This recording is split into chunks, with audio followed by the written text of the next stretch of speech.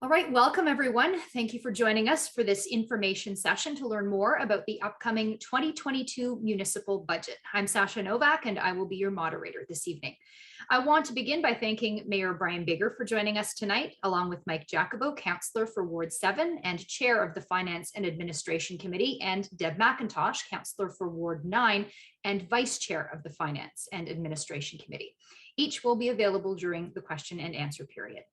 I also want to take a minute to introduce the senior staff members here with us. They will also be on hand to answer your questions about the budget and budget process.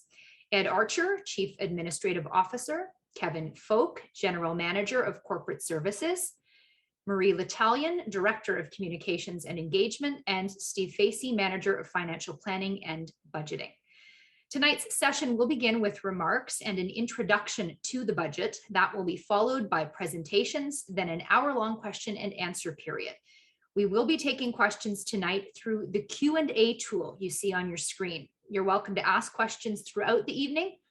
We'll answer as many questions as we can in the time allotted. Questions directly related to the budget and budget process will be prioritized. For all other questions, you can contact 311 or use our live web chat found at 311.greatersudbury.ca. All right, let's begin with opening remarks from Mayor Brian Bigger.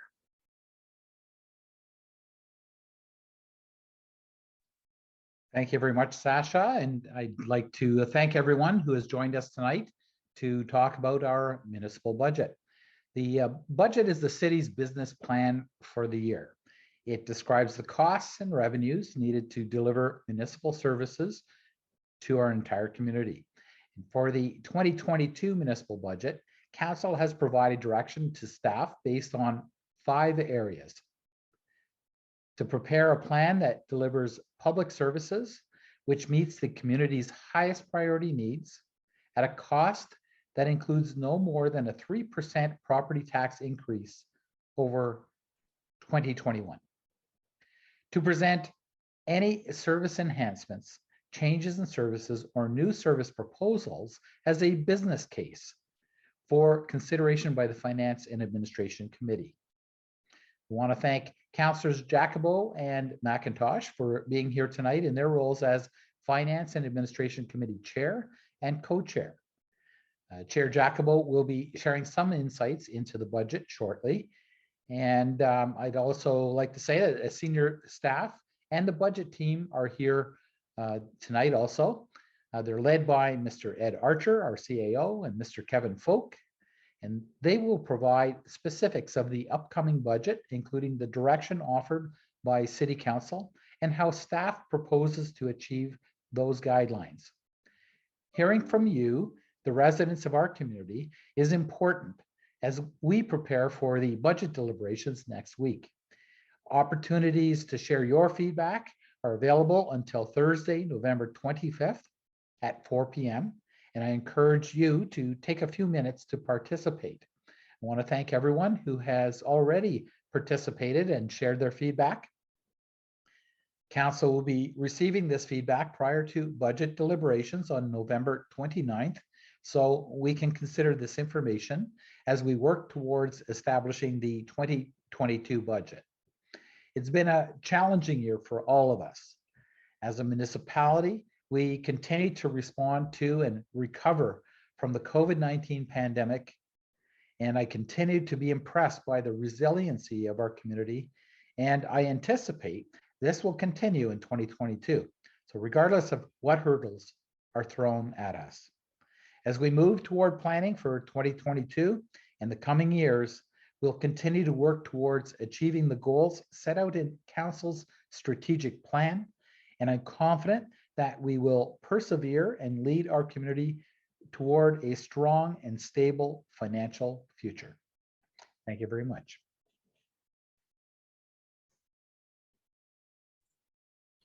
Thank you, Mayor Bigger. Now we'll hear from Mike Jacobo, Councillor and Ward 7 and Chair of the Finance and Administration Committee. He will introduce the 2022 proposed municipal budget.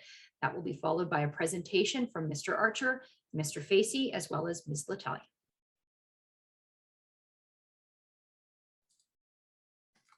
Thank you very much, Sasha, and so happy to follow the remarks of Mayor Brian Digger. Thank you, Mr. Mayor. And in the closing of the mayor's remarks, he did mention council's strategic priorities. It is the set of priorities that council has approved are to be what guides the development of the draft budget.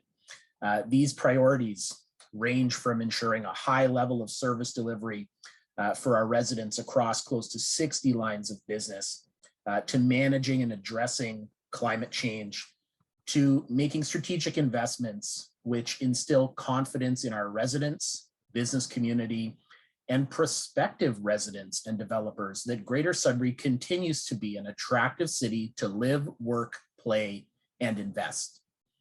Budget 2022 achieves this through sustainably elevated levels of investments in our roads, water and sewer pipes, and buildings, which allows the city to continue closing our infrastructure deficit, all while continuing to stay on top of a global pandemic. And these are challenges that are undoubtedly faced by every municipality in Canada. As the largest municipality in Ontario by land mass and the second largest in Canada, benchmarking becomes a very crucial exercise for our city. And to that end, the city takes part in the annual BMA study and other benchmarking initiatives to keep our decision-making grounded and comparable. The BMA study compares the level of property taxation and services across all cities in Ontario with over 100,000 in population. So for some who may think that our taxes are very high, this BMA study shows that Greater Sudbury has the second lowest property taxes in Ontario, and we have been in the bottom 4 for the last several years. That means that all of these cities, including Greater Sudbury, offer a similar basket of services, and Greater Sudbury does so with great value for our citizens. And another common sentiment that council hears is that, you know, I get nothing for my taxes, or, you know, I only get garbage collection or snow plowing. Well, when you look at the budget, it's a complex document, and you know, consider that a third of the budget for your property taxes goes towards funding police, fire, and ambulance. These are all services that we want to never have to use, but when we need them, we want these services to be there in an instant. Another quarter of our budget is funded by taxes related to transportation services, and that includes roads and transit. And the remainder of the budget covers other areas like recycling and garbage, pools, sports fields and courts, recreation programming, and social services. And that's just to name a few. So while any one taxpayer or resident may not use every service that is available, an important part of being a caring and compassionate community is that we do have this suite of services available. And community is about more than just one person, more than just the piece of road in front of a house. It's about the entire network of infrastructure and services provided, and the sense that each and every one of us is just one of 165,000 residents who call Greater Sudbury home. We also know that our city's costs are not those that simply rise with the rate of general inflation. Our costs include freely negotiated collective agreements with set annual increases, as well as materials like asphalt, steel, and concrete, which have risen in cost at rates closer to 8 to 10% annually in recent years. So when you consider all these factors, the city's true rate of inflation is probably closer to 5 or 6%. And that continues to still be higher than the current rate of general inflation, which has now risen to 4.7%. It is why our long-term financial plan recommends annual increases in property taxes and user fees. So with the draft budget set for an increase of 3.2%, staff have presented a fiscally responsible and sustainable service delivery plan for 2022, which aligns with council's strategic priorities and its budget direction. It is a plan which stresses that services drive costs, and one that highlights the cost pressures of the large suite of services the city offers. This is the point at which staff hands the draft budget over to Finance and Administration Committee so we can deliberate, debate, and approve a final 2022 budget. We look to starting that process on November 29th. And with that, I'm happy to hand the presentation over to the city's Chief Administrative Officer, Ed Archer, and our team of executive leadership team. Thank you.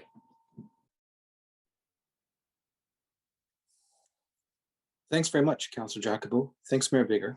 There's a presentation that's just being queued up to help set some context for the rest of tonight's discussion. I'll be supported in delivering the messages here by Steve Facey and by Marie L'Italian, but I'll start by providing a big picture perspective of the context and the directions that the proposed 2022 budget includes, and some of the work that went into making the choices that are recommended for the Finance and Administrations Committee's further deliberation. So first, as has been mentioned a couple of times by Mayor Bigger and Councillor Jacobo, let me emphasize again, these are proposed budget plans. They become a council's budget once their deliberations are complete and the votes are finished, and they are then at that time directions to staff to implement the service plans and the changes that will come from council's debate. So right now, what you're looking at in the draft budget are a set of recommendations that reflect staff's judgment about how best to address the guidelines that council gave us earlier this year. Can I have the next slide, please? In terms of top line highlights, you see them on this slide. Most of the investments that council makes every year go directly to services that are provided throughout the year. That's reflected in what we call the operating budget. Those manage the day-to-day expenditures of the corporation and its service partners. And its service partners, as residents may be familiar, include Public Health Sudbury and Districts, Greater Sudbury Police Service, Conservation Sudbury, and Greater Sudbury Public Library. It also includes the Greater Sudbury Airport, and that's an interesting aspect of our businesses because it is one that council has a direct interest in, but it requires no property tax subsidy. It's a self-sustaining operation. Another element of the plan that's proposed for council's consideration to keep in mind has to do with water and wastewater services. Those, like the Greater Sudbury Airport, are self-sustaining in that they generate rates based on individual consumption patterns from each customer, such that individuals who use those services only pay for the amounts of water and wastewater that they use or generate in the system. It's a system with rates that are designed to break even. That is, there's no profit in the water and wastewater rates. So the cost of operating the service is directly reflected in the rates, and in the case of the 2022 plan, the rate change that's proposed to keep the system in a state of good repair and all of the standards for operating the service met throughout the year. We also have what's called the capital budget. This is typically an element of the deliberations over the next couple of weeks that generates a lot of interest. It's the infrastructure, it's the fixed assets, the roads, the playground equipment, the facilities, the big repairs that typically, once they're invested, last for several years, sometimes decades. So it's important that they be done right. It's important that they be done in a timely way because, of course, you can defer some of those expenditures, but the potential exists that if you do that, you increase the risk of something breaking or a service being interrupted because of a break. Think of a water main or a road repair. And in that case, the choice council has to make is difficult because they're balancing the need for the expenditure against the risk that something may fail. And whether it fails or not, of course, no one can exactly predict. And so the potential for resources to be invested too early or too late is a part of the considerations. And many, many factors influence whether something's going to fail. Weather is a big deal. The amount of use that the asset gets is also a significant influence. So those are difficult choices because, of course, affordability is a factor that council keeps in mind throughout its deliberations. But the need to maintain assets in a state of good repair is also top of mind. And so what we have in this plan is a set of plans, a set of directions that follows the guidelines council gave us earlier this year. And among those guidelines were expectations that they thought this plan should represent. And staff have reflected those expectations in this draft plan. Key expectations were really, I'll summarize them in two ways. One, council told us that the services and service levels we're providing should generally look like the ones that are provided now. And two, if there is a need for a tax change, that tax change should be no more than 3% over 2021 levels. And you see on the slide the reference to a 3.2% change. Again, that's a recommended change. And that's the consequence of a very late breaking change in the police services budget that was approved by the police board after the substantially complete budget for the rest of the service partners and the municipality itself were ready to be published. So there's some deliberations for council to consider over the next couple of weeks that reflect whether this 3.2% number or some other rate change is appropriate for 2022. Can I have the next slide, please? This is not static.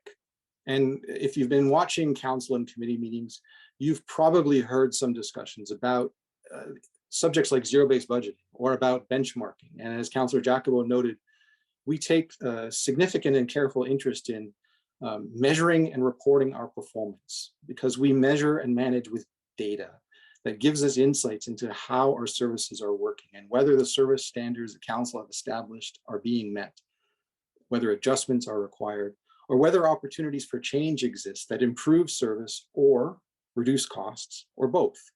And so every year, and this slide shows you how over the last 6 years, there have been several changes in the way the corporation performs in different service areas that fulfill those expectations of either reducing costs or improving quality. And quality improvements include access improvements. Over the last 2 years almost, while we've been going through this pandemic response, Greater Sudbury's routine services, the 58 lines of business that Councillor Jacobo referred to, have largely been continuously available. Where they haven't been, it's been the consequence of some directions from either Public Health Sudbury districts or the province to constrain service access as a way of managing the risk of the COVID-19 virus. But wherever we could, and in new ways, when we've introduced opportunities for access to service through the use of, for example, new technology streams, we've made services continuously available while also changing the way business is done to keep service access at expected levels and costs at or below the planned levels. And so these service areas are ones we'd be happy to talk more about. But over the last 5 or 6 years, you've seen reports, if you follow along, that describe specifically where each of these service areas have changed to reflect our expectation for maintaining affordable services that are accessible and that reflect best practice guidance from our benchmarking partners, or in many cases, creating best practice that our partners emulate from us. Can I have the next slide, please? Now, specifically with respect to the draft 2022 plan, there are 2 aspects of the decision that's going to be considered by the Finance and Administration Committee that I want to break down for the purposes of tonight's discussion. The anticipation was that there would be a property tax change of no more than 3%. We know, and again, if you followed along, there's regular discussion about what asset renewal requirements exist in the community because we do have an older community with a lot of aging infrastructure, whether that's roads, buildings, pipes underground, playground equipment, you name it, there's an asset class that has a need for some further renewal. And the pace of our capital plan is not keeping up with the pace of the asset renewal needs. We can accelerate that plan, but of course, as Councillor Jacobo noted, there's a cost. Services are what drive our costs. And so if there's an accelerated capital renewal, you'll get the improved reliability and improved quality of the new asset. But the cost for doing that comes with, as staff are recommending in this plan, a dedicated capital levy of an additional 1.5% to make that accelerated plan come together. So depending on what the committee decides, and depending on the value of your home, you see examples of what the potential impacts of the recommended plan would have on a residential tax bill. Can I have the next slide, please? Councillor Jacobo highlighted the information presented here. One of the ways we benchmark our services is across the province, participating in an exercise where a third party uses financial information that we all prepare in a prescribed form and submit to the province annually to create a comparison that shows for a typical household, that is a house that would reflect the same features in each of these communities, and the assessed value of that house in each of those communities would of course be different. A house in Sudbury that has the same features as one in Toronto would be a lower cost one here than in Toronto, and makes the comparison that you see on the slide showing relative property taxes in each of those communities. And for cities with more than 100,000 population, which are the ones you see here. And that's an important distinction because those cities generally provide the same basket of services in generally similar levels. You see that Greater Sudbury's property taxes are the second lowest in the province. Now, there are, of course, smaller communities with different service levels and different taxation levels that would make other comparisons interesting to some. This is the valid comparison because you're looking at as close to an apples to apples comparison as you can get. I have the next slide, please.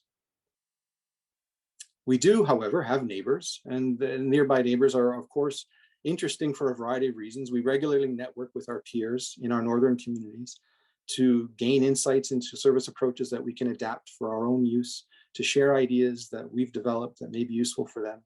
And so when you compare the taxation levels in our nearby communities, you see Greater Sudbury's still are relatively low. And again, that's important context. Whether it's affordable or not is a choice council will make on the basis of its understanding of what residents' needs are, service expectations, and what the price will be for those services. But in the context of a broader comparison, there's absolutely a lot of data to show that Greater Sudbury's property taxes are relatively low for the residential taxpayer here. Can I have the next slide, please? All of this is designed to address priorities that council established at the beginning of its term and is reflected in its strategic plan, which is of course available also on our website. And the priorities that you see highlighted here, there are 7 of them, reflect directions that council wants our plan in each budget year to consider and make sure that relative to other spending choices, these areas receive generally greater attention to address the specific actions that it had anticipated we would be following throughout its term. And so you'll see references in the draft budget document with these symbols to show you where there is a relationship between the elements of this draft budget and elements of council's strategic plan. So useful context for understanding how council's priorities are being addressed and specifically where those priorities are going to be realized through the implementation of the next year's plan. Can I have the next slide, please? At this time, I'll turn it over to Steve Facey, and he'll walk through some of the numbers associated with the draft budget. Mr. Facey, over to you. Thank you very much, Mr. Archer. The roadmap to build the 2022 budget included a 2-year forecast and budget direction report, accompanied by an update to the city's long-term financial plan in June of 2021.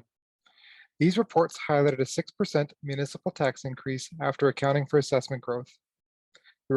These reports included mitigation strategies to reduce this impact, and council ultimately provided a target of 3%. Since then, staff have updated the budget accordingly to account for the temporary supervised injection site, as well as projecting safe restart funding to fund ongoing COVID-related expenditures. As Mr. Archer highlighted earlier, the budget for consideration is currently at a 3.2% increase. Can the next slide, please? Highlighted within the 2022 budget are several risks that, if realized, could affect the city's ability to sustain current service levels. These risks include the ongoing effects of the COVID-19 pandemic, including cost implications and pre-pandemic level targets, base metal prices and the economy's reliance on mineral prices and commodity prices, assessment growth and economic development, which has reflected muted growth for the last number of years, as well as the reliance on senior levels of government funding, and this is evident when looking at both the operating and capital budgets. Lastly, the potential increase in interest rates impacts the municipality as there is debt not yet secured from the 2020 and 2021 budgets. Can I have the next slide, please? The information on this slide provides the breakdown of where property tax dollars go from an operating perspective. The operating budget for 2022 totals $655 million, of which approximately 48% is funded from property taxes. The majority of taxes are allocated to roads, construction and maintenance, and community safety, which includes Greater Sudbury Police Services, fire, and paramedic services. Next slide, please. The information included on your screen breaks down the property tax increase and the sources driving the increase. Municipal services account for 1.6% of the 3.2% tabled property tax increase. Service partners account for 1.3%, and provincially mandated programs such as children and housing services account for the remaining 0.3%. The slide also highlights the dollar amount that is required to reduce the property tax levy increase to 3%, which is just shy of $500,000. Next slide, please.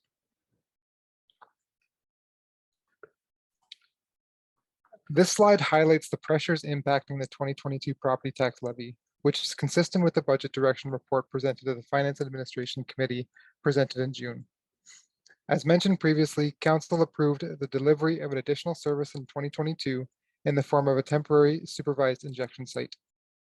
Other pressures include year-over-year increases for contractual obligations, winter and summer road activities, insurance, and the financial impact of the city's service partners. Next slide, please. The capital budget includes funding to maintain existing physical assets like roads, recreational facilities, building upgrades, and equipment renewal. The city's recommended capital program includes investments totaling $198 million, with over 1/3 contributed to roads and drainage projects. This figure also includes the water and wastewater capital budget of approximately $42 million. Next slide, please. The capital program for 2022, split between previous council approvals and new projects, includes $68 million for roads and drainage projects. It also includes continued investment in projects such as the bed redevelopment at Pioneer Manor, as well as the junction. Additional investments in technology, such as the Compass project, continue into 2022 as well. Can I have the next slide, please? A number of the capital investments planned for 2022 support the community with respect to economic and employment growth. In addition, the budget includes approximately $8.5 million for transit-related projects, including bus replacement and the transit technology project.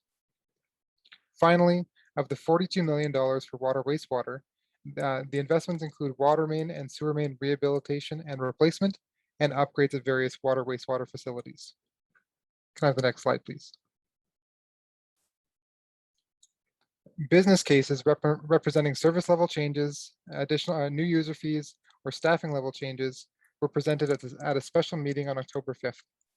The combined value of $8.7 million is presented within the proposed budget document, but not included in the draft plan.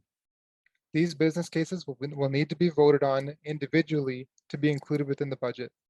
There are 28 business cases within the document and an additional 6 to be deliberated upon next week. Can I have the next slide, please? The water wastewater budget presented for council's consideration reflects a 4.8% rate increase, consistent with the long-term financial plan. This increase, based on a typical user consuming 200 cubic meters per year, will realize an increase of $67 or $5.62 per month. Can I have the next slide, please? The city's service partners, which are included within the budget, are highlighted for information on this slide. The Sudbury Airport continues to be self-funded, meaning that any increase has no impact on the tax levy. Conservation Sudbury included an estimated 2% over the 2021 budget, and the public health Sudbury and districts included an increase of 5% over 2021. The Greater Sudbury Police Service and Greater Sudbury Public Library presented their budgets earlier this month to the Finance and Administration Committee. Each organization represented a 4.7% increase over the 2021 budget. I'd like to pass it over to Ms. Italian to finish off the presentation. Thank you, Steve. Next slide, please. Thank you for the opportunity to speak with you tonight. I'm just going to take a few minutes to explain some of the milestone steps of the budget schedule and the engagement process, and won't take too much of your time tonight to make sure there's plenty of time to get to your questions. As Steve explained, on November 2nd at the Finance and Administration Committee of Council, City staff presented the proposed 2022 budget. This document is posted publicly upon that tabling and can be found on our website at greatersudbury.ca/budget. There's some links in the chat if you'd like to check that out, that Shannon Dowling, one of our communication staff, posted. During the November 2nd meeting, the Greater Sudbury Police Services and Greater Sudbury Public Library boards presented their budgets to the committee. Over the last few weeks, members of council have been reviewing the proposed budget and submitted questions to the budget team in anticipation of their deliberations. These questions are also posted publicly on the website at greatersudbury.ca/budget and on our budget engagement page at overtoyou.greatersudbury.ca. Next week, council will deliberate the budget over 3 evenings, which includes presentations by Public Health Sudbury and Districts and Conservation Sudbury, and the review and approval of the operating and capital budgets and water wastewater rates. Once the Finance and Administration Committee approves the budget, City Council then provides final approval. This is scheduled to occur on December 14th. Next slide, please. Budget input is open until tomorrow at 4 p.m. If you haven't already, I encourage you to take a few minutes to share your ideas and priorities to assist council during their deliberations on the 2022 budget next week. So once the input closes, a report will be sent to council and added as an addendum to Monday's Finance and Administration Committee meeting to ensure residents can view the results. We'll also post these results on our website and over you public engagement portal. The links to provide input and learn more about the budget are up on the screen. And thank you very much for taking some time this evening to participate in the municipal budget process. Merci. I will now pass it over to Ms. Novak to begin the Q&A portion of the evening. All right, thank you all. Thank you, everyone. That concludes the presentation. Before we continue, though, I would like to welcome these senior staff members who are with us tonight, but not mentioned earlier. Ian Wood, Director of Strategic Initiatives, Communications and Citizen Services. Steve Jakes, General Manager of Community Development. Joe Nichols, General Manager of Community Safety, and Tony Scuti, General Manager of Growth and Infrastructure. All right, this session is now open for questions. A reminder to submit your questions, go to the Q&A tool on your screen. Again, questions directly related to the budget and budget process will be prioritized. For all other questions, you can contact 311 or use our new live web chat found at 311.greatersudbury.ca. You can also get more information on the budget and fill in the budget survey online at overtoyou.greatersudbury.ca.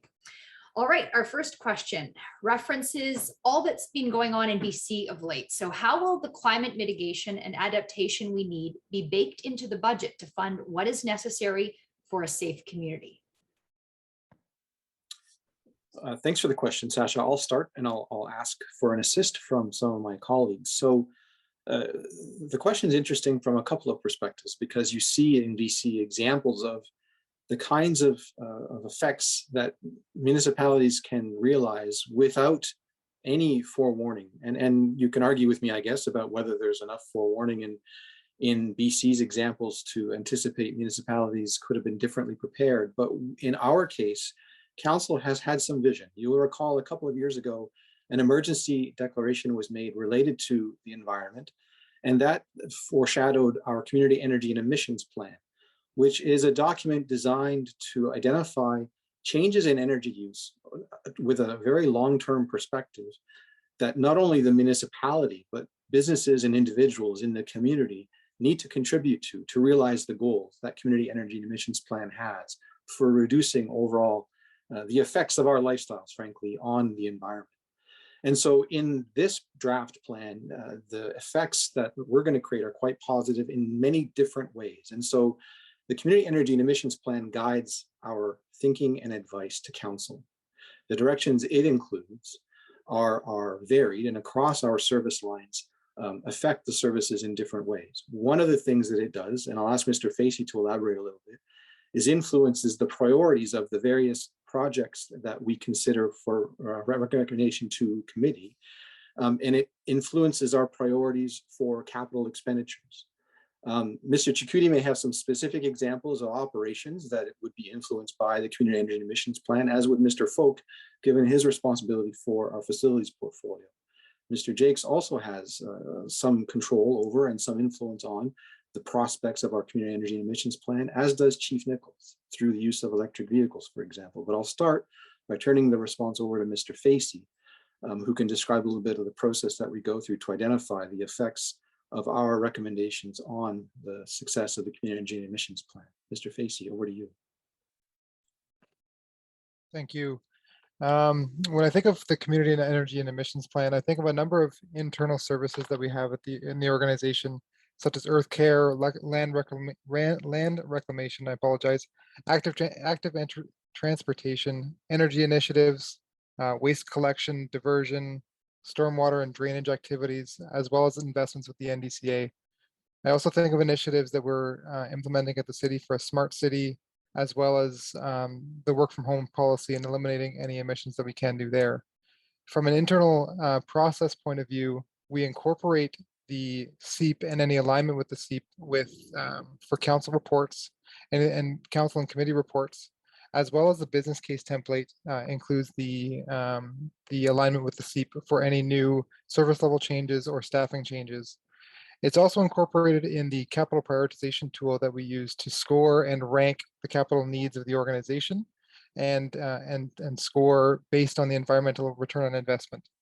I'd like to pass it over to the general managers if they'd like to include anything else from that perspective. And just quickly from a capital side, we have investments on the fleet, transit, active transportation, new sidewalks, as well as water wastewater initiatives that all have a positive impact on the SEEP, and it continues to improve year over year. Thanks, Steve. Tony, I'll turn over to you next. Mr. Chikuti, over to you. Thanks, Mr. Archer. That is a great question, and it can be categorized like an onion with many layers. First of all, the question involved, what are we doing about mitigation as well as adaptation? So in the category of mitigation, both you and Mr. Facey talked about all the things that are going on with SEEP. Just to highlight some of the things we're doing for adaptation, because I don't want to repeat everything that you guys said. We have a significant project going on Junction Creek in collaboration with Conservation Sudbury. It is a project in the tens of millions of dollars to identify opportunities for flood mitigation in the Junction Creek area, focused on mitigating flooding in the flour mill. Council might also recall that we recently approved monies towards upgrading the storm sewer systems on Mountain Street. And that project is coming close to completion, although there still is some work to be done next year. So there are investments being made in the category of adaptation. And certainly you've highlighted many of the things that we're doing for mitigation. I'd also like to mention that a significant role in terms of both mitigation and adaptation is our focus on the official plan for the city, managed through the department that I work with building services and planning services. So the official plan plays a significant role to identify opportunities to build communities that are sustainable. And we've got some wonderful initiatives on the way that align with the SEEP initiatives and try to make the community more compact, take advantage of urban transit systems, less reliance on single vehicle use trips and those kinds of things. So it is certainly an onion with many layers, and there are a number of things that are going on both operationally as well as in capital project initiatives. Hope that helps. Thanks very much, Tony. I'll just quickly ask my other general manager colleagues whether there are other features of our plans that should be highlighted to help round out the answer that's been provided here so far about climate mitigation adaptation. Mr. Folk, over to you. So thank you. At the risk of repeating a great answer from Mr. Facey and Mr. Security, I just point out that our asset strategy is rooted in a number of principles, including the minimization of our asset footprint over time and reducing the maintenance requirement and the city's ownership requirement over assets over time in such a way that we minimize the cost of delivering services and of renewing our assets over the course of life cycle for each of our assets. I think about fleet in particular in this conversation because, of course, this year there has been some level of publicity around a number of new electronic vehicles in the fleet, and we're working on a strategy that would seek to increase that population of purely electronic vehicles and zero emission vehicles in pursuit of our targets. Our long-term financial plan, of course, as Mr. Facey has pointed out, we have a number of tools at our disposal. One in our capital investment tool that certainly praises those investments that have a neutral and or some degree of payback for green investments. And we're creating some room in our long-term financial plan model in 2023 for either investment into green assets, enhancement of our reserve profile, which we've acknowledged in our long-term financial plan is less than it needs to be, but that could be used in future for investment into green asset renewal. I'd point out also, certainly too, this council has invested a ton of money in capital and has achieved partnerships with senior orders of government. And we're finding certainly increasingly federal and provincial governments interested in encouraging municipal investment into environmentally sensible investments. And so we're trying to maximize those in all things that we do. Throughout the budget binder, you'll see in 2022, there are examples where we're trying to leverage that investment to its highest potential. Thanks very much, Mr. Folk. Mr. Jakes, any further insights for the question? So I won't reiterate what my colleagues have said. I think they've covered it very well from a strategic and approach point of view. Maybe I'll just give two examples, really quick examples of how we're actually putting that into play. We are building a 14-unit seniors affordable housing project on Spark Street to a passive standard. That is the highest energy efficient standard you can achieve in a built building. And that's the approach we've taken with that building. And then one other quick example is with our transit services, we are examining how we can electrify, or whether it's economically feasible in our northern climate to electrify our services. And we're working on that now through Mr. Adair. He's the director of transit. He's doing those studies in conjunction with other transit service operators in Ontario. And when we get that feedback, we'll be able to present options to council about electrification. So those are two examples of how we've put all the policies around C that Mr. Facey and Mr. Security and Mr. Folk have described in the approaches. Those are two solid examples of how we're actually putting it into practice already within our community. In the approach moving forward for our housing projects that we will be building or renovating in the near future, they will all be done with an energy efficient lens, trying to approach net zero or passive house design. Thanks. Thanks very much, Mr. Jakes. Councillor McIntosh, you have a significant interest in this.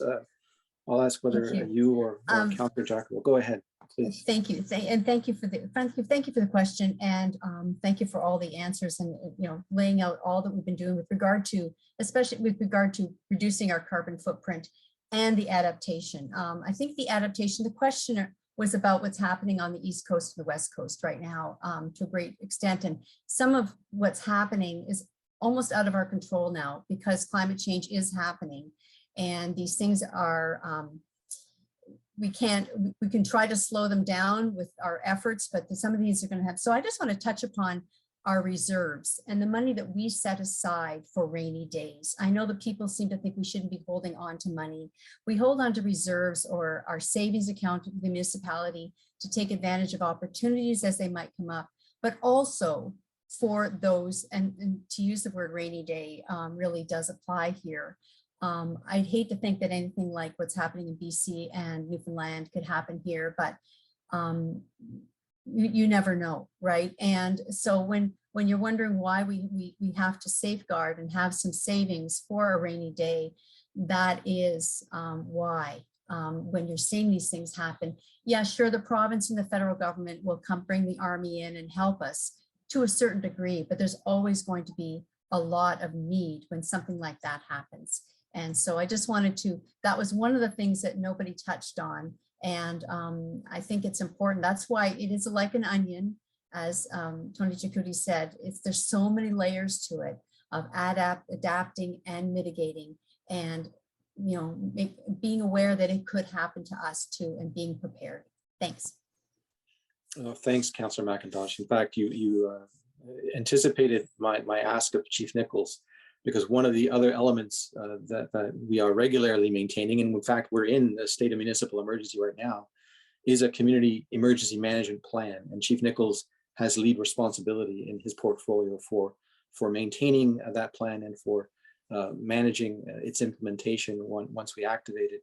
So Chief Nichols, to build perhaps on Councillor McIntosh's observation, could you briefly describe the CEMC planning that we do and the degree to which those kinds of conditions are part of the plans that we anticipate in the scenarios that we cover in our emergency planning? Chief Nichols, over to you.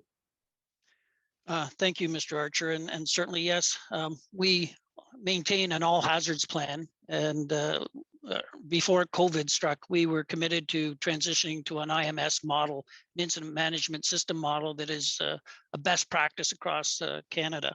And so we have been using that model throughout COVID successfully to do that. We also certainly, as part of our ongoing emergency management planning, are always engaged with our community partners, all sectors across the city, who help and communicate different plans. And we plan on flood, and we plan on evacuations, and we have those types of plans in hand. So that's an ongoing piece of work. Certainly what we've seen in BC is certainly more significant than anyone could have anticipated. I think they're talking about it in the terms of a 200-year storm and weather event. But certainly we continue to plan and work with all our partners to be prepared as best we can, as Councillor McIntosh mentioned, for those events. And we work with all our partners, both in industry, education, healthcare, in the city and in the province, to be prepared for those types of events. Thanks, Chief. Sasha, I'll turn it back to you. Thank you. All right, thank you all. We did receive a question on the budget documents Council is deliberating on next week. So you can now find those links posted in the Zoom chat for this meeting, just so you're aware. Next question, does City Council ever dig into the status quo budget, those items that automatically carry forward from year to year? Thanks for the question. So I described in the presentation introducing this meeting examples of services that have gone through subject to change, improvements, cost reductions. The approach to building the budget anticipates services will look generally consistent year over year. That's part of Council's considerations when it makes the budget directions. That doesn't mean the same. And what we regularly do in planning the budget is anticipate, based on a historical actual expenditures, what the next draft budget should look like. And so there aren't automatic rollovers. Everything is reviewed, and where there's been a change in a budget expenditure such that the amounts are greater or lower than what last year's or the last 3 years plans show, then we make adjustments in these draft budgets for the next year to reflect that experience. And so Council has a program as well of regular audits. The Auditor General's Office, independent from the staff team you see here, has a mandate to explore and evaluate operations and look not only at expenditure controls and policy compliance, but value for money as well. And there's a program that the Auditor General develops and presents to the Audit Committee, which Councillor McIntosh is the chair, to regularly assess the corporation's operations from a number of perspectives. So yes, Council regularly does review those ongoing expenditures in a variety of ways. We also, of course, benchmark our performance with our peers. And so key performance indicators are tracked. I make a presentation every 3 months to show council how those indicator results are performing and where there's exceptions, what the basis for understanding those exceptions is. And there's opportunities for questions and follow-up every quarter as well. I hope that addresses the question. Thank you.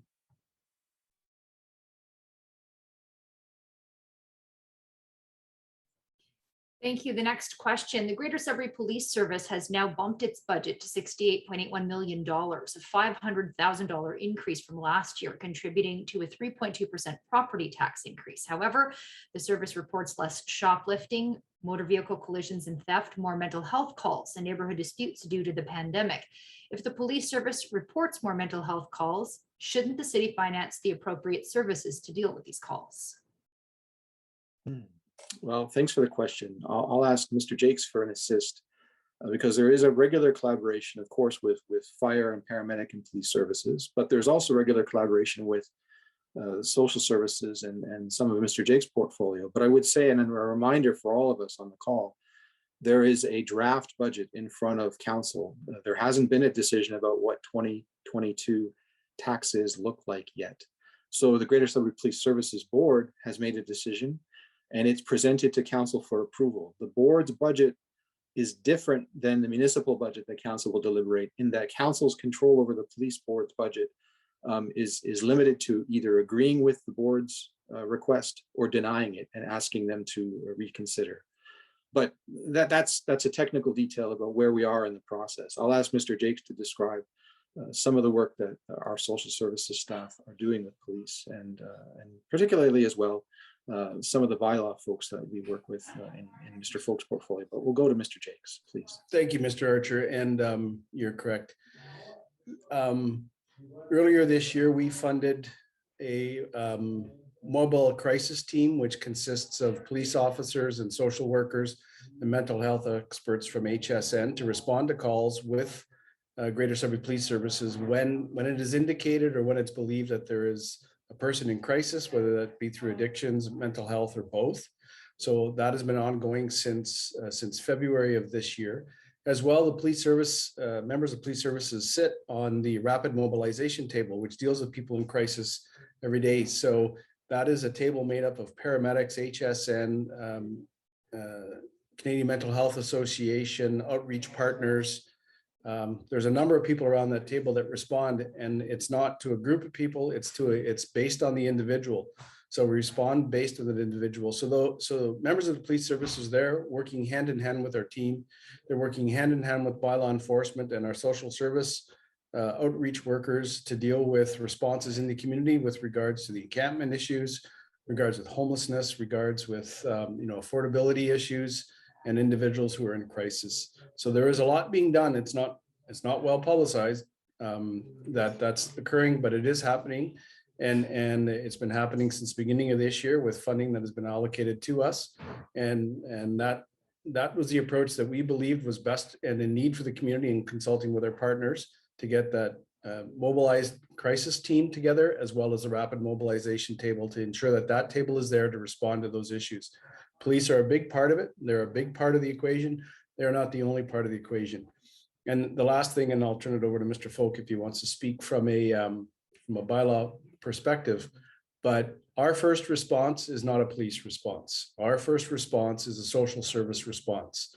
Police are called in when necessary, when there is violence or threat of violence in certain situations. They are partners, they assist, they have really good rapport with members of our community that we deal with on an ongoing basis throughout the community who are vulnerable or in crisis. So they know the individuals and the individuals know them. So we are quite proud to be able to stand shoulder to shoulder with them. And it is from an individual humanistic response. It's not from a legal enforcement response that we take as our first approach. And the police don't take that approach in those crisis situations. So I think work is well done. It's in its infancy, I would say. And it is getting better and better every day. And we're seeing less issues with regards to those responses and much more positive outcomes from a clinical and a personal perspective. Thanks, Mr. Jakes. Mr. Folk, perhaps you could discuss briefly the collaboration that occurs between bylaw services and police services. And Mr. Folk's portfolio, for the benefit of our audience, includes corporate services. That's our finance, our IT, and their back office services that enable a lot of the frontline services people rely on to be able to perform. There's collaboration between those groups and our police services colleagues as well. But Mr. Folks, perhaps you could describe the relationship between bylaw, probably the most prominent in the context of some of our recent collaboration efforts.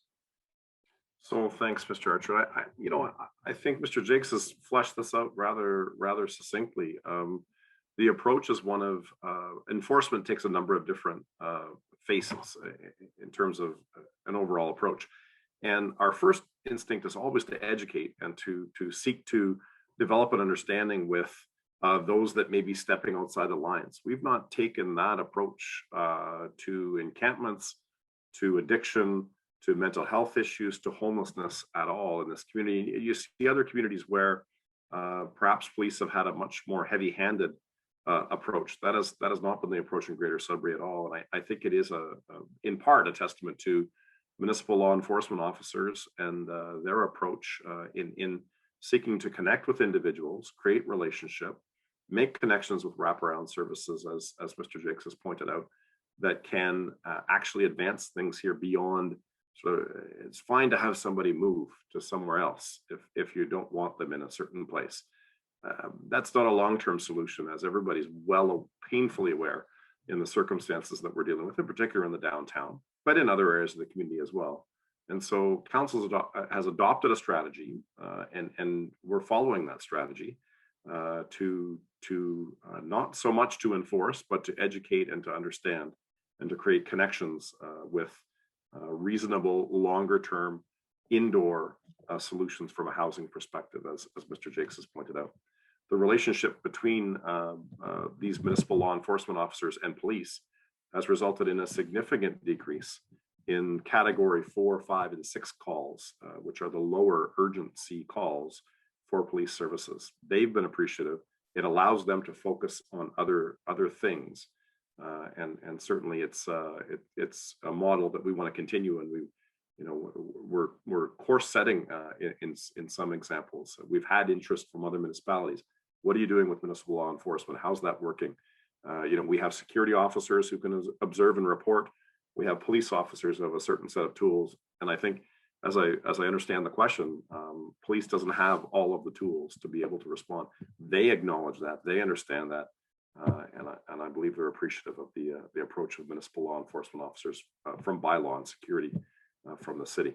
That said, there's an important role too from a criminality point of view for police, but that certainly hasn't been our approach to some of the challenges that Mr. Jakes described. Thanks, Mr. Folk. Sasha, back to you. Thank you both. Next question. The citizens of Sudbury have been clear about their demands concerning the Greater Sudbury Police Service budget increase, yet the city continues to increase property taxes to give more funds to the police. Why is that? Well, thanks for the question. I think I'll repeat what I described at the beginning of the response to the last question. The council's role in the police budget is different than the role it plays in establishing service expectations for directly provided services from the municipality.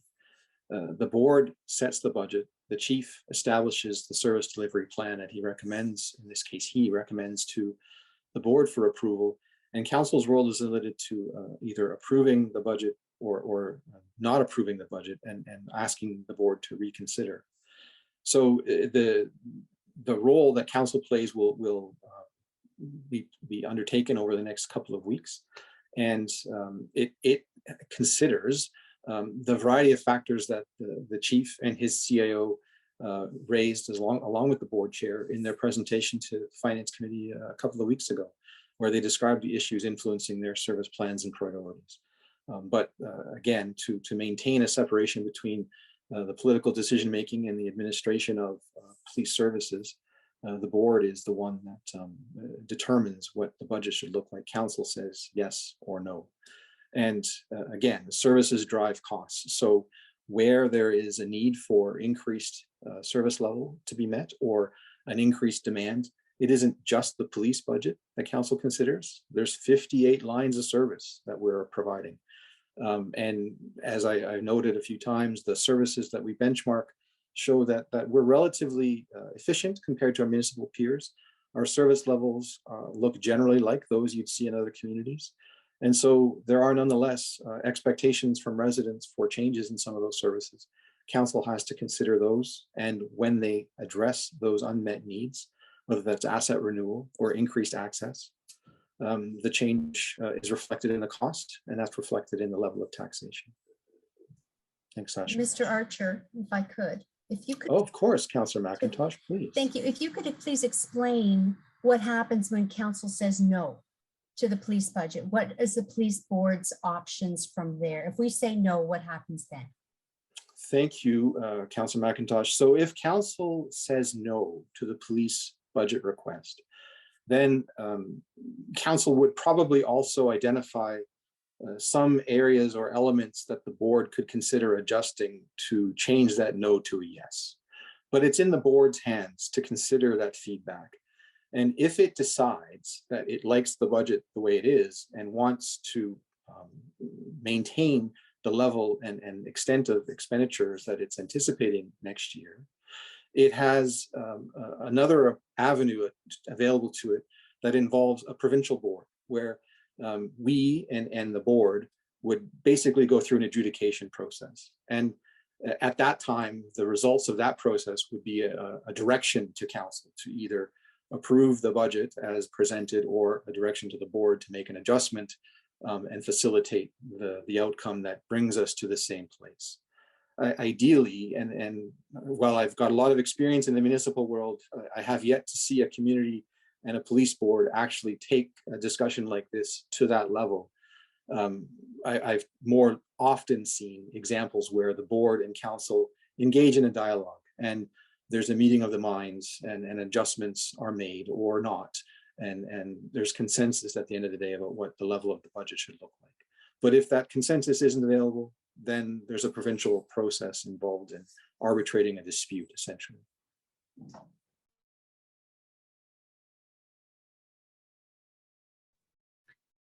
Thank you.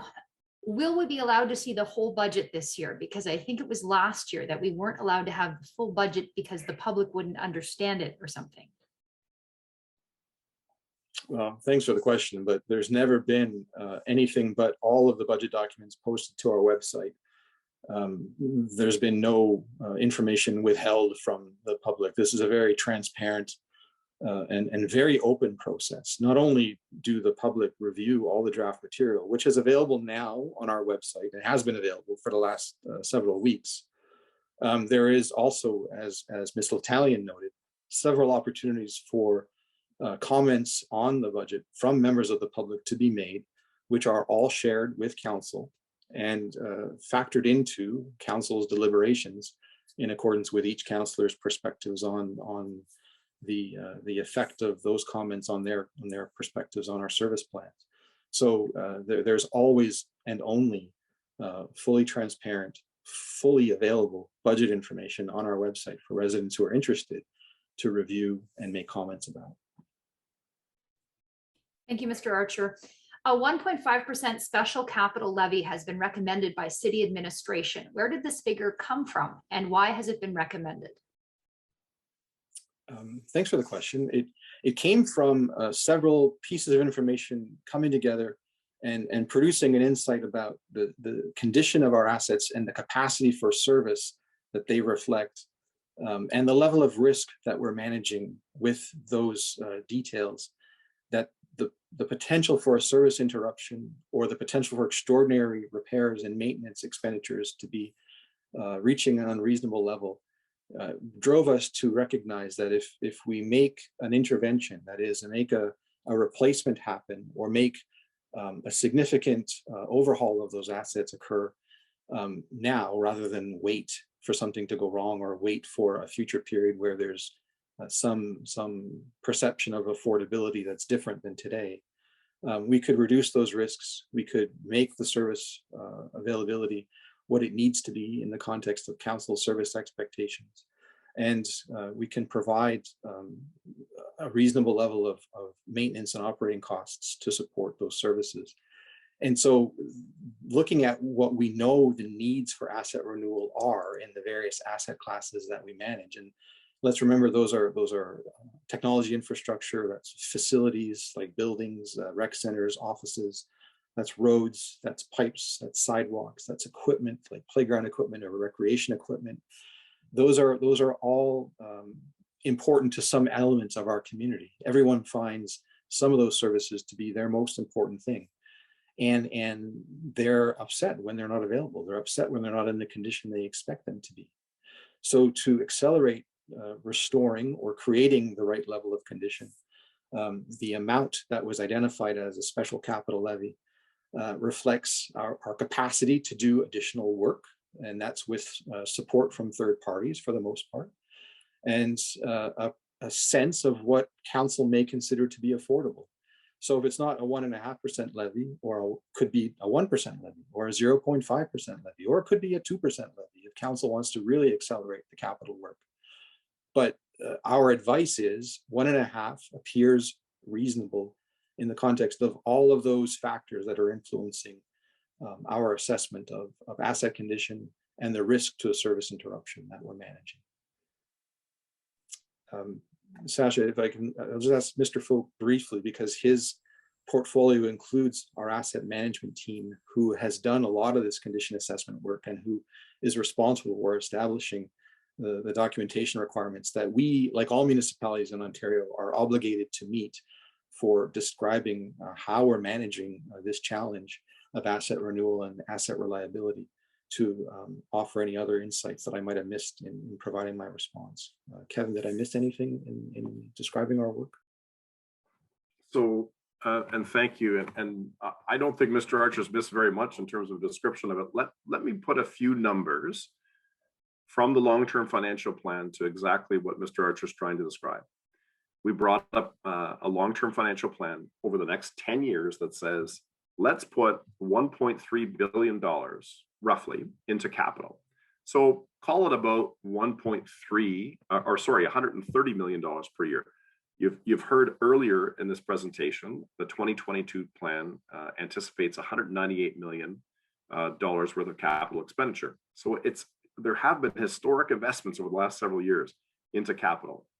And yet the best advice that we have from the latest assessment of our capital need over 10 years suggests about $3 billion. So more like $300 million per year over 10 years, not 198, and not the 120 to 130 or so that's called for in the long-term financial plan. We're not keeping pace with the level at which our assets are degrading, although in the last several years, we've made up some ground in that regard. Our latest asset management plans delivered in 2021 to council indicate for the first set of asset classes about 1.1 or so billion dollars worth of requirement. So we know we're tracking well towards the $3 or so billion requirement over the next 10 years. We're only planning for about 1.2 to 1.3 billion. So those are big, big numbers, but it says to me from a practical perspective that both from a service delivery perspective, as Mr. Archer points out, there could be failure.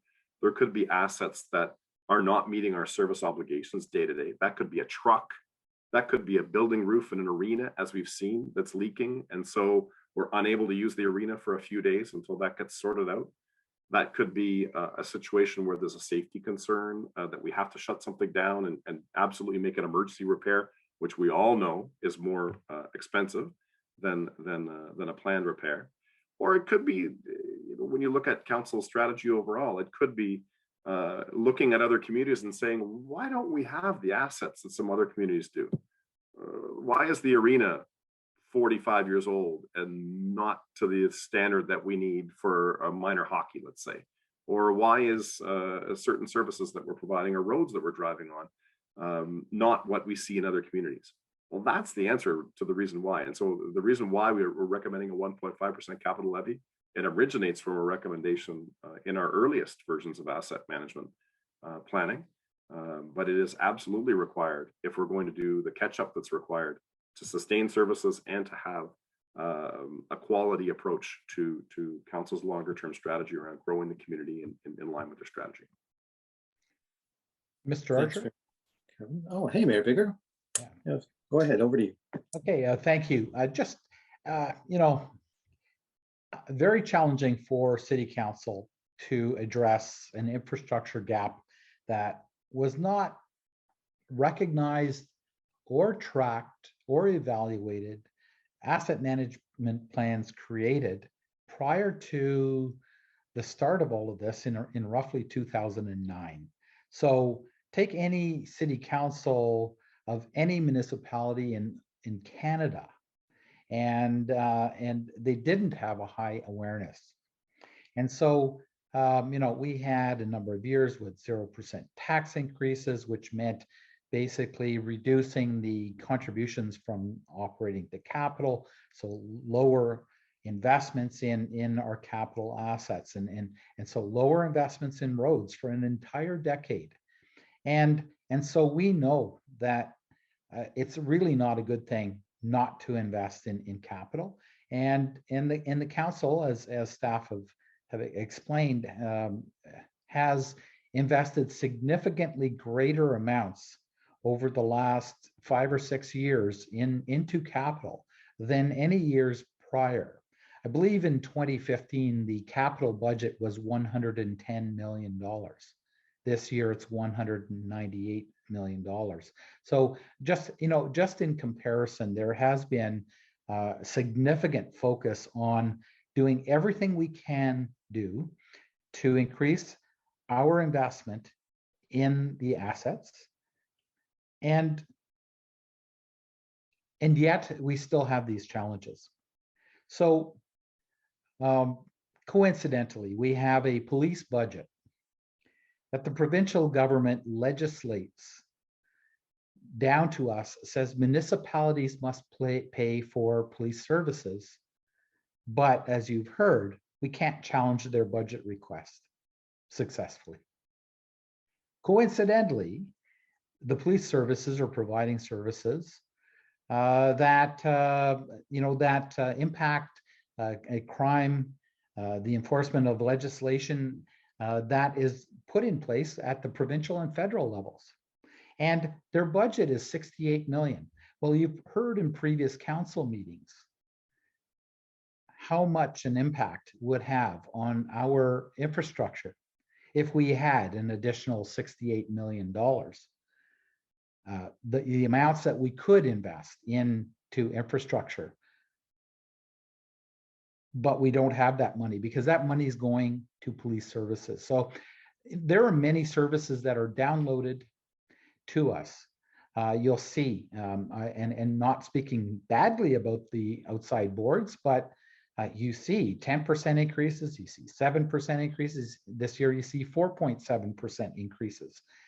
Their increases are greater than the increases that I think as a council, we believe the citizens can withstand. However,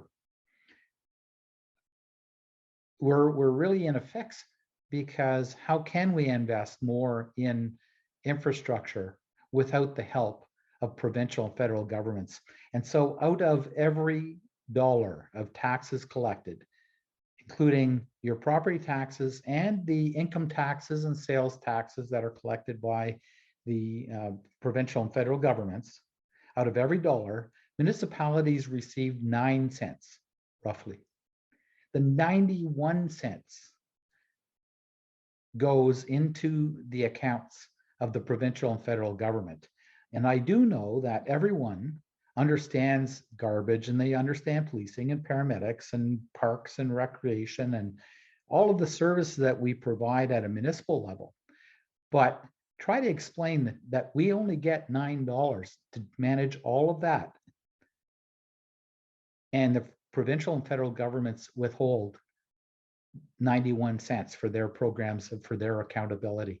And so it's always a struggle for council to try to provide the services that we know our citizens want and deserve with the amount of funding that we have and keeping our tax increases in check. But getting back to the infrastructure increase, I look at the 70 million we need for roads, and I look at the police budget and I go, wow, you know, if it wasn't downloaded to municipalities, what a difference it would make.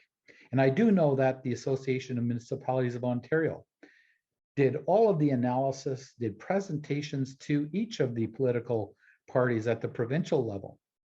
And the Association of Municipalities of Ontario has a lobbying group representing municipalities, asked the upper levels of government to consider a 1% increase in HST. That would bring us really on par with other provinces. And of course, no party would consider that. But the end result of a 1% increase in HST would eliminate our infrastructure gap. And so here we are, you know, we're struggling. We cannot find a way to increase taxes to by an additional 1.5%. It's quite the struggle, and so we're doing everything we can to evaluate and manage our budgets and our expenses. But we really, because of the 9 cents out of every dollar scenario, we really need the support from the provincial and federal governments. So when people are asking for more social supports, whether it's for homelessness, addictions, for mental health, those are strictly, just like an arena is for a municipality, those are strictly the responsibility of the province to provide funding. And when they don't provide that funding, that's where we have significant challenges at the municipal level. And so I'm sure everyone is aware of that. I just wanted to explain a little bit about, from the perspectives of being on city council, being staff in the municipality, how much we are impacted by the upper levels of government.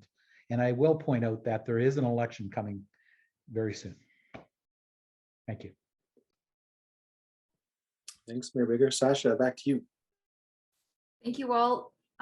Why has the city not responded to the responses on Over to You, where many requested the police be defunded? Thank you for the question. So I think in a couple of the previous questions, I've described the role council plays in establishing the police services budget. So I won't address that here again, but I would say, with respect to the comments on Over to You, those, as was also previously explained, will be published and available for council's review. The comment period is still open, as Ms. L'Italian noted at the beginning of this session. And so if you haven't had a chance to review the Over to You information and provide feedback through that channel, you still can until tomorrow afternoon. Once that comment window is closed, we will take those comments, review them and compile them in a form, and review them for the purposes of ensuring that we aren't violating any privacy legislation by the nature of the information conveyed in those questions, and provide them in an information package for council's review. And they'll do that over the next several weeks. Ms. L'Italian, anything else to add? Yeah, I just want to add, there is an idea board and a question area of Over to You. Took a look, we don't see any questions. So unfortunately, we can't message you directly given your settings on Zoom, but if you want to message Shannon Dowling, we can maybe look into what happened in this particular instance. But as Ed said, the actual survey that you complete wouldn't get a response. It would be presented to City Council, and those results would be available publicly. Idea board and question is a little bit different. So if something happened and we're just not aware of the question, we don't see it there. It's not there. So if you want to message Shannon, she can help you. All right, thank you both. And another one possibly for you, Ms. L'Italian. We have an attendee asking for a list of business cases going to council next week. Where can they be found and when? I think that's a question for Steve Facey, as there is a report to follow coming, but maybe Ed wants to start with it. But well, I would just briefly refer the questioner to the business cases that are presented in the budget document itself. And as Mr. Facey noted, there have been some further requests for business cases over the last several weeks. those are under construction, and I anticipate they'll be published either later they will be published later this week because the deliberations start on Monday. So they're not available yet because they're not finished yet, but they will be imminently. Thank you, Mr. Archer. Next question. Does the city regularly review micro-staffing needs with an eye to reducing staffing levels? Yes, thank you for the question. So when there's a vacancy in the organization, there's a process that the responsible manager goes through to repost that position and attract candidates for the job, whether it's a unionized position that involves bumping or whether it's a position that we have to go to the market and recruit a new employee for. And that request process goes through several checks and balances. And it includes a discussion about whether the position can be adapted to include different responsibilities or whether it can be changed to increase its scope, or whether we still need it, considering technology investments that have been made since it was initially created, or whether there's been some changes in the service standards or legislation affecting the performance of the job that would allow us to either redesign it or eliminate it. That process happens throughout the year. It's part of a larger process we go through in managing this plan. And I say plan deliberately because this isn't about just managing expenditures. This is about delivering service and meeting service expectations. And so where we have opportunities for unmet service expectations to be addressed by realigning positions to those needs and reducing someone else's staff complement to maintain service levels there because of either process improvements or technology that's been introduced, we do that throughout the year. And council is regularly informed about those changes through announcements we make about the staffing appointments that get made, or about the process improvements that I described at the beginning of this evening's presentation, to inform them about where and how we're using the resources to fulfill their objectives. So council is a board of directors. They are not going to sit and look at a spreadsheet with Mr. Folk or Mr. Jakes or myself and make management decisions. That's why they've hired us. But they are informed about those, and they have an opportunity to review them throughout the year on any of their committee agendas or a council meetings. Mr. Archer? Hey, Councilor Jacobo, over to you. Okay, just want to build on your explanation, and thank you for really explaining what does go on. It's not simply that we know Jane Doe happens to be retiring in 6 months, and well, we're just going to put the application out there to fill that position. That level of analysis is going on the fly as there is turnover in the organization and as there are retirements in the organization. And from a council perspective, we appreciate and understand and thank you for that. Now, in terms of the budget document itself, there's often a lot of attention in the community around the number of employees. And if you do go to page 70 of the budget document, page 72 of the PDF, there's a wonderful comparison there on a year-to-year basis. And actually, when you look at the budget for 2022, as far as the city itself is concerned, there's actually a reduction of one staff person, one full-time position from 2021 to 2022. And you do see some increases on the part-time hours side, but those are in areas like leisure services, right? So some services that were really cut back last year due to COVID, right? We're expecting a little bit of a rebound there. And so we do need to budget for additional staff time, but those are going to be compensated for by additional user fees and registration fees. So, it is a really involved and interconnected process when you talk about staffing. Nonetheless, there's a great example here right in the budget summary for anybody that's interested. Thanks, Councillor. Back to you, Sasha. Thank you all. I keep hearing about downloading of expenses. How has federal and provincial investment in municipalities changed in recent years? Thanks for the question. So I'll point you to page 61 of the budget document. there's a series of indicators that we've referred to in various responses and that we've referred to through discussions at committee meetings that we track that help provide context. And on page 61, you see a ratio of government transfers to total revenue and 5 years of trend information there. And when you look at that trend line, you see it's been relatively consistent. It's gone up a little bit in some years, gone down, but generally between 25 and 30% of our revenue is provided by senior governments.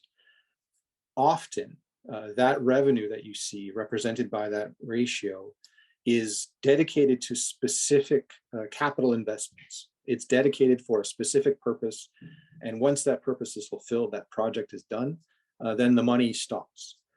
There are other channels, and I'll ask Mr. Jakes to provide some explanation for how the transfers we get from the province, for example, for social services, change from year to year, and they may not necessarily go down. So when we talk about downloading expenses, remember the money from the federal or provincial governments may be consistent year over year, but the requirements or the scope of the responsibilities that we take on by receiving that money may change, or the legislation that we have to manage with in terms of protecting service expectations or safety of the users or safety of our employees necessitates a different level of municipal expenditure to fulfill these new requirements. But Mr. Jakes has a lot of those services in his portfolio. I'll ask him to provide some comment as well. Thank you, Mr. Archer. So you're quite correct. For the most part, the transfer payments that we receive from the provincial government are in relation to social services, childcare services, and those are fairly static over time. We haven't had any increases in those funds, and they're very specified in what they can be used for. So there's very little flexibility from a municipal perspective on how we can spend those, as the province dictates they must be spent on certain services delivered. So such as Ontario Works, subsidized daycares, certain administrative fees, certain educational programs that individuals are responsible for or can access. There are also social assistance programs, discretionary benefits that people can use who are coming to our community, who are vulnerable, need to get established. They receive housing, there are benefits in there that they can receive, but that's a fairly static amount. And it really, and that's a 50-50 cost share. So they provide 50% of the funding for those benefits, and the municipality picks up 50% of the funding. From a federal perspective, we mostly receive programs which are grant programs, and we're the service manager, which flow those programs to agencies and organizations within the municipality. So very rarely do we direct deliver those programs. For example, from an affordable housing perspective, nonprofit co-ops within our municipality receive certain funding for renovation and repair, rent geared income subsidies. And those are very specific. So they set the guidelines and the parameters in which the money can be spent. We, as a service manager, allocate that to needed user groups within the city within those specific parameters. We do that planning well in advance, as normally those funds come in 3-year tranches from the federal government, so we can plan 3 years ahead with our groups and our recipients on what their needs are now and what they anticipate to be in the future, and we work with them to allocate those. So I hope that kind of gives a flavor of how those funds come. There are certain things that have been, the responsibility, well, not the responsibility, but council has taken the brave decision to fund with the anticipation that the provincial or federal government will step in, such as supportive services for housing. That was done through the last budget. And so we wait for transfer payments, or we wait for programs which hopefully the provincial government will come forward with, or the federal government will come forward with, which we can then access. Thanks, Mr. Jakes. Sasha, back to you. Thank you. Given increased costs in every service the city delivers, when are they going to drop services that are costly and not mandated by the provincial government? Thanks for the question. For those who have followed council and committee deliberations over the last couple of years, you may recall the core service review work that was done 2018, 2019, if I remember correctly.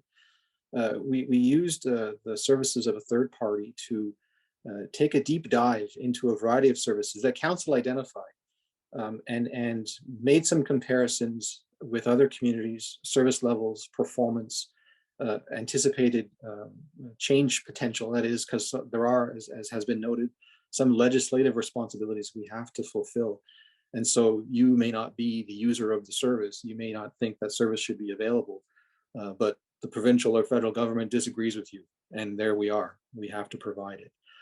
In other cases, the perspective I would ask you to consider is that you may not use those services and they're not mandated, but they're important to some of the 165 or 170,000 or so residents in this community.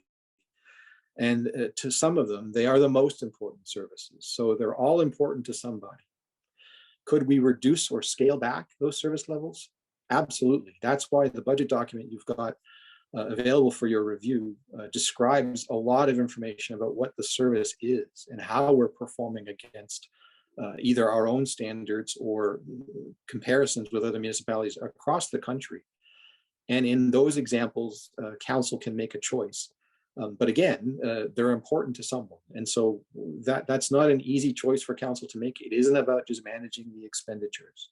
If all we wanted to do was manage expenditures and didn't care about quality or access or the impact on the community's quality of life, this would be a very straightforward process. Of course, that's not the case. So there absolutely is, as part of council's budget deliberations, some consideration for what service changes could be. You heard some of that last night with respect to RV dumping stations, for example. A relatively inexpensive service and not mandated. But if you watched last night's meeting, you saw several very passionate perspectives expressed about the value of that service to a segment of our community.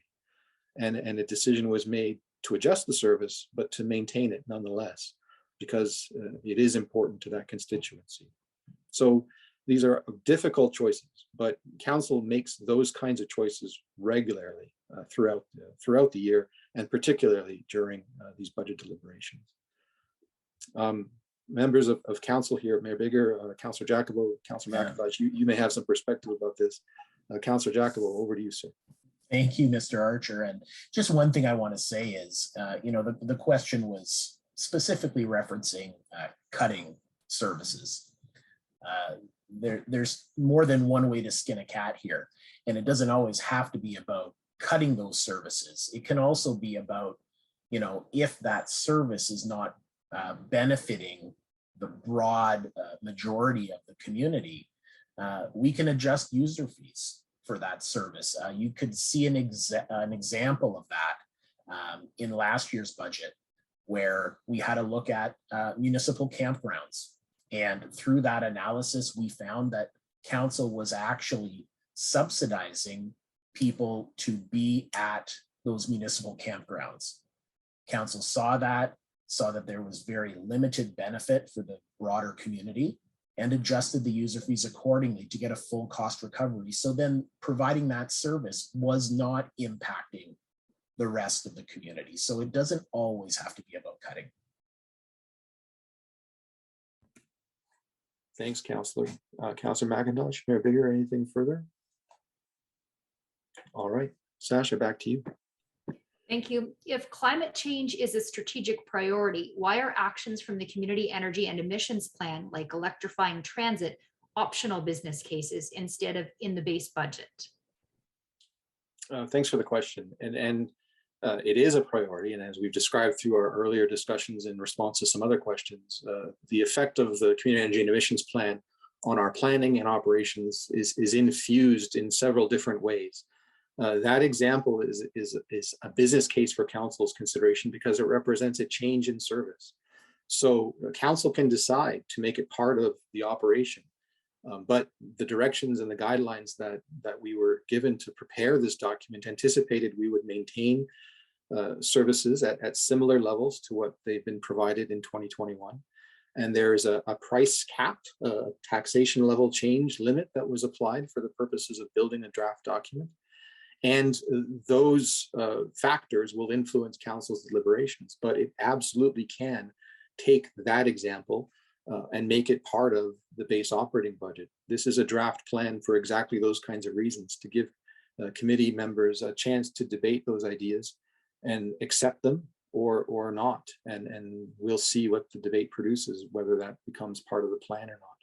But we wouldn't presume to make it so without the committee's approval. And that's why it's a separately presented idea. Mr. Archer?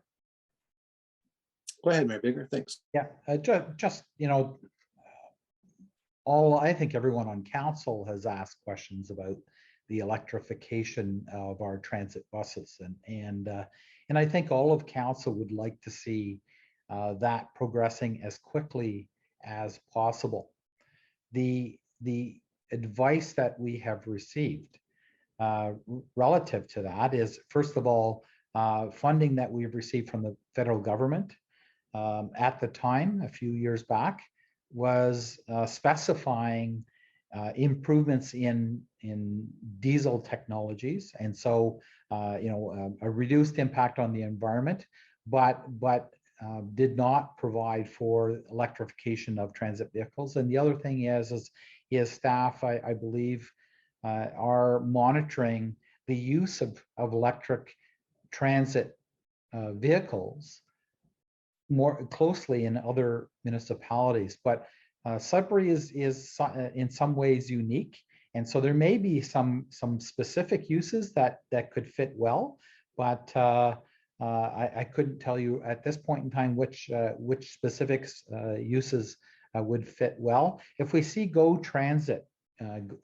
shifting over to electric buses, which I haven't seen yet down in the GTA, then I would say it's more equivalent to the longer distances that our transit buses travel. Let's say if they're going from downtown out to Chelmsford, and so we continue to watch it very closely, and staff is very aware of our strong interest in moving to, let's say, electrification of our transit buses.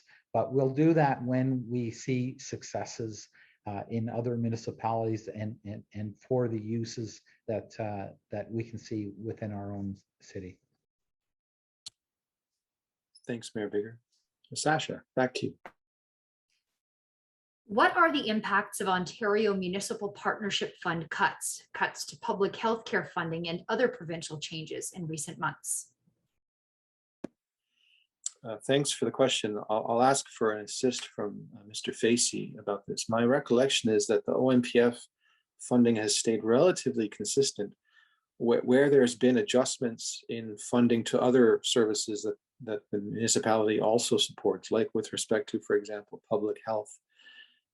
You would see a choice made by the board there for either increasing the levy to the municipality to sustain a service, or to make adjustments in its service, much like what we're going through in this process. Mr. Jakes also described in an earlier response some of the ways those adjustments from the province influence our relationship with service providers that are helping us deliver our service mandates and our own services, and particularly the social services and housing fields.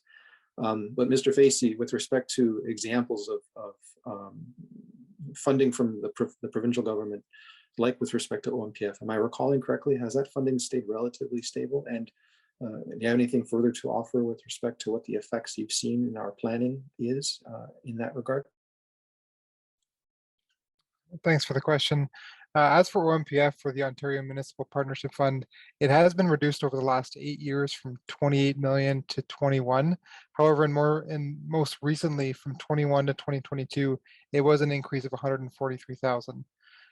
As for other funding specifically related to healthcare, I'm not sure if Mr. Jakes wants to discuss additional funding for Pioneer Manor that's been announced recently. Thanks, Steve. Mr. Jakes, over to you.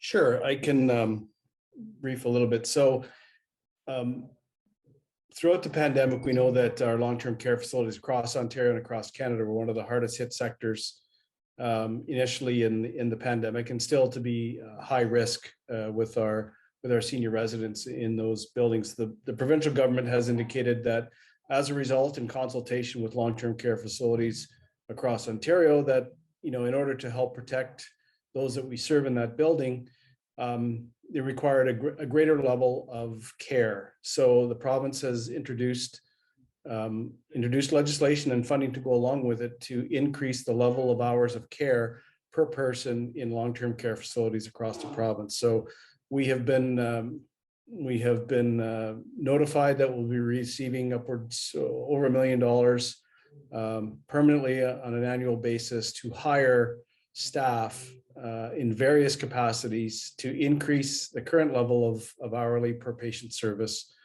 by that additional amount. So in certain instances, the province has responded from a healthcare perspective and providing long-term, not temporary funding, which is truly important when we understand the funding that has come down throughout the pandemic, in most cases from the province related to mental health and addictions, has been temporary, short-term, very focused funding and not long-term solutions. Fortunately, with long-term care, this funding was a long-term funding solution and will enable us to hire upwards of 30 staff in various capacities, such as RNs, RPNs, PSW, physiotherapists. So we're in the process now of working with the director and the staff at Pioneer Manor to determine where their needs are from a staffing perspective, and we'll bring a report forward to our executive leadership team and a note to council to indicate where we're positioning those individuals. So I hope that sort of helps and explains a bit. Thanks, Mr. Jakes. So Sasha, to further to the question, where there's been reductions really increases the pressure on the receiving entity, whether that's public health Sudbury districts or whether it's us or our service partners in collaboration with us to either replace that funding with municipal tax dollars or reduce a service level. And there are several examples where councils made either of those choices, but this context and the response hopefully addresses the questioner's intent. Thanks for the opportunity to respond. Back to you, Sasha. Thank you, Mr. Archer. We have no further questions in the Q&A right now. I will reach out again, though, to see if anyone has any questions. We'll just wait a few seconds to see if anyone wants to contribute.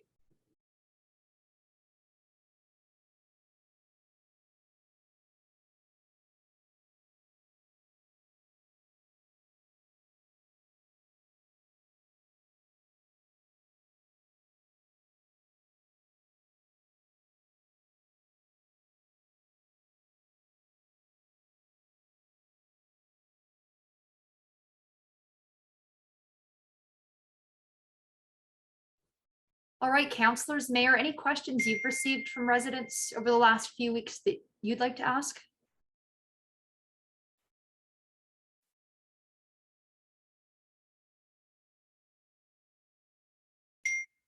Councillors, Mayor, any questions you've received from residents over the last few weeks that you'd like to ask?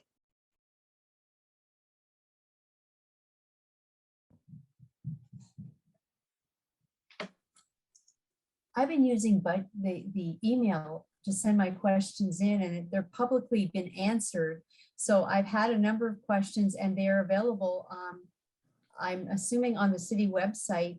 All of council has been asked, they have the opportunity to ask questions in writing, and we've been receiving answers. There's another, Steve Jakes' favorite word, tranche, another tranche of questions and answers will be coming out on Friday. So I guess off the top of my head, I've already asked my questions and I wasn't prepared to ask questions today. So thanks for the question.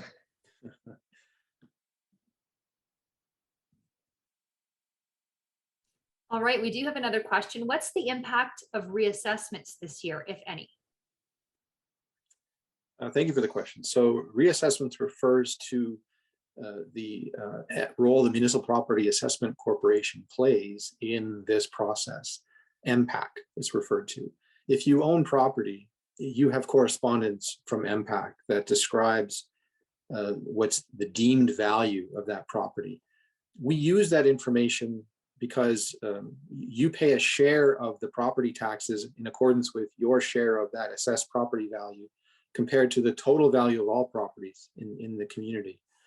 And there's different categories of property. So there's residential property, which is of course of significant interest to tonight's discussion, I'm sure.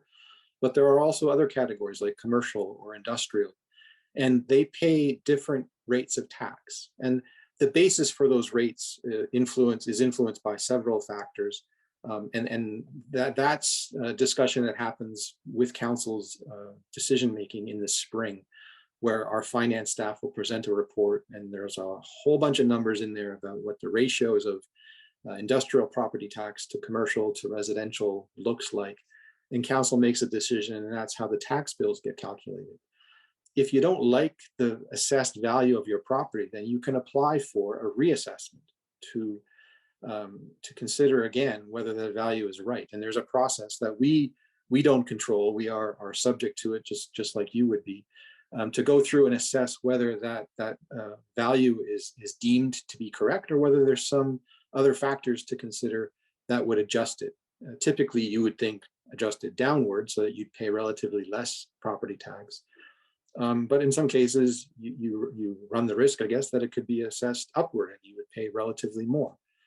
So businesses particularly go through a process of asking for those reassessments throughout the year. And so there are puts and takes. And Mr. Stankiewicz, our CFO, is currently engaged in some discussions in that process right now. When you see the effect of assessment growth in budget deliberations, it's typically for our community in the order of around 1%. That reflects new properties that have been brought into MPAC's assessment system since the last review that they undergo, and they go reviews annually. So as we go through this budget process, we pay very careful attention to the new properties that have been added to the assessment base to ensure that their contributions to the budget and the tax deliberations that council goes through here are considered. And the effect throughout the year of people applying for reassessments has the result of reducing that overall assessment growth. So if a business says, the property assessed value on my business is not what you think it is, MPAC, it needs to be lower, MPAC can agree or disagree. But if it agrees, then that valuation is lower, and they automatically start to pay a lower amount of tax. Well, the tax they used to pay has to be picked up by someone else, or council's budget deliberations have fewer dollars to work with, and there's where service adjustments or performance improvements or service fees come into the conversation. So that context, I hope, offers some perspective on my answer to the question, what's the effect of reassessments? They have a downward pressure on the assessment growth that we see throughout the year as new properties come into the mix. And so instead of the 1% forecast, you could see something less than 1%.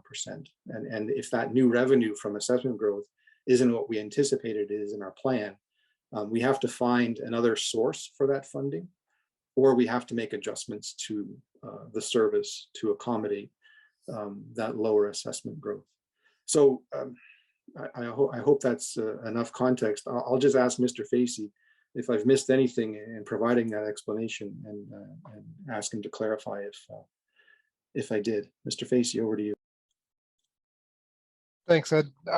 Not much to add, just to kind of clarify and simplify the calculation, and assessment growth being new construction and renovations offset by demolitions and appeals. So from an ending point from 1 year to the beginning, or from the ending point to the next year.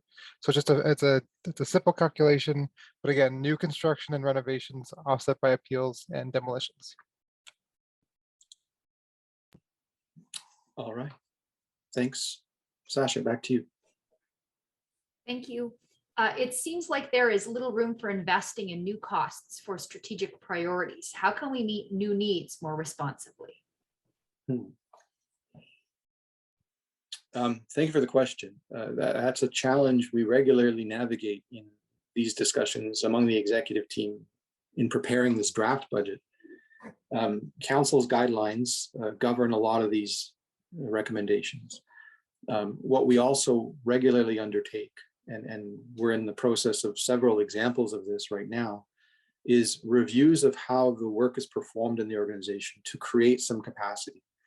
We do that by investing in technology that didn't used to exist, for example, and improves the efficiency of a process. We do that by recommending changes to standards that will create the opportunity for fewer resources to be required for a particular service or process. And if council agrees, then those changes get made. And then we also sometimes make investments that may cost something up front, but produce a payback. The most obvious example in the current context is our one-stop shop. So if you visit Tom Davies Square, you see construction happening on the first floor. This was considered in a report presented to council earlier this year, where we identified that there were 14 contact points throughout Tom Davies Square. And so for people who came to undertake transactions, the potential to get a little lost in the building was higher if they had to visit multiple service counters for different reasons. And we saw the opportunity to create one point of contact for those types of transactions. This was, of course, driven by our COVID experience. We've had a lot of remote work opportunities over the last 2 years. We've introduced new technology to make online services easier and more available for people. And so the one-stop shop was an extension of that learning to say, rather than 14 points of contact, we can have a service counter on the first floor where that's the only place you have to go to do transactions with the City Greater Sudbury at Tom Davies Square. And there will be people trained there to navigate all of those service inquiries. And there will no longer be a need for the 14 points of contact. Ms. L'Italien was significantly involved in the work to assess how that will unfold, and it's just about ready to roll out. So I'll ask her to provide some additional context about that example and the work that was done to synthesize all of these discrete workflows into some consistent form on the first floor. And that we believe will produce some benefits in terms of service impact, of course, but also benefits in terms of resource requirements, and that will be shrinking the footprint for our resource needs as well. Ms. L'Italien, over to you. Thanks. I guess I could probably go on forever about this, but it's actually been one of the most interesting and exciting projects that I've worked on during my time at the city. But I think about it from a 311 perspective, and I think anyone that's listening who's used 311 maybe 4 years ago, 3 years ago compared to today has seen a significant difference. So since council has adopted the customer service strategy and we've done work with 311 to really centralize and make them the first point of contact to resolve as many inquiries as possible at that first point of contact, we've gone somewhere from 23% of those calls being answered at that first point up and to sometimes the high 80s, depending on the month and depending what new programs are in place or what's going on with COVID recently. So I compare this to that because we're essentially trying to do the same thing with in-person services for the municipality. So making that frontline one point of contact, resolving as many issues as possible, as many inquiries as possible at the first point of contact in the name of customer service. So to improve customer service and meet our customer service excellence goals, but also to streamline services, find process improvements and efficiencies, and also look at the way we're staffing and our staffing models across the organization. Some of the data that we've used for this are CRM data, so from our resident inquiries, but also looking at our service profiles, which are all available in the budget document. You can see some of our volumes, the time it takes for those transactions, how many staff we have to do those transactions, and what the capacity is at the new one-stop shop to take those on. So a lot of interviews, a lot of process mapping, and a lot of data analysis and talking to staff and using the new technology available to us through the CRM and through the different reporting mechanisms that we have to come up with a plan that not only starts in one phase when we open the one-stop shop, but can continue to improve as we as we go along and continue to expand the capacity of that group. And that's from both the general citizen services, but also from a development, planning and development perspective for our business and developer community as well. Is that enough, Ed? Oh, thanks, Marie. I agree. We could probably talk all night about this, but we could, yeah. But let's not. I think so. I think the question about finding ways for avoiding tax increases is a perpetual part of the work we do. We are, notwithstanding, I know there are lots of opinions that suggest otherwise, but this is a low-cost organization. We do a lot with relatively fewer resources compared to other municipalities, and we do them pretty well. And that's a function of the commitment of the staff team that we have working with us. It's a function of the focused direction that council provides about what its expectations are. And it's also, I would suggest, a function of our capacity to measure our results and demonstrate our performance. So if there are opportunities for change, or if there are opportunities to economize, we identify them relatively quickly. And the choice about whether to take a change into effect or to adjust the service really rests with council and its understanding of what citizen expectations are. But it isn't black and white. It is a very complex process of deliberation and taking a lot of perspectives into account before those types of changes get made. But the one-stop shop is a really good example of an innovation that will produce net benefits, financial and service-wise, and demonstrate a lot of positive outcomes for both the people who use the service and for the staff who provide it. So thank you for the question. Sasha, back to you. Thank you, Mr. Archer. GMs, anything you'd like to say as we near the end of our session?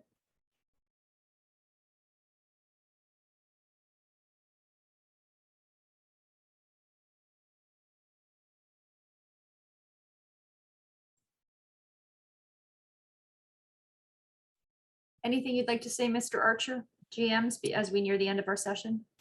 Thank you, Sasha. I want to acknowledge the participation that we've had from residents tonight. Say thank you very much for your thoughtful questions and the opportunity to engage with you about them. These are always challenging to navigate because we don't know what's in store for us over the couple of hours that we spend together and talking about these things. But I really appreciate the approach that people have taken in raising questions about the process we use and the draft recommendations that council will consider over the next couple of weeks. What we haven't talked about, and of course we wouldn't directly talk about, is the risk that continues to be present as a result of our COVID-19 response. I won't go into that here, but I simply want to acknowledge my colleagues, because in addition to navigating the service responsibilities that we have talked a lot about, the routine services that people rely on and the capital investments that we have to manage and deliver, for all of these general managers, there is an additional set of responsibilities that are extra.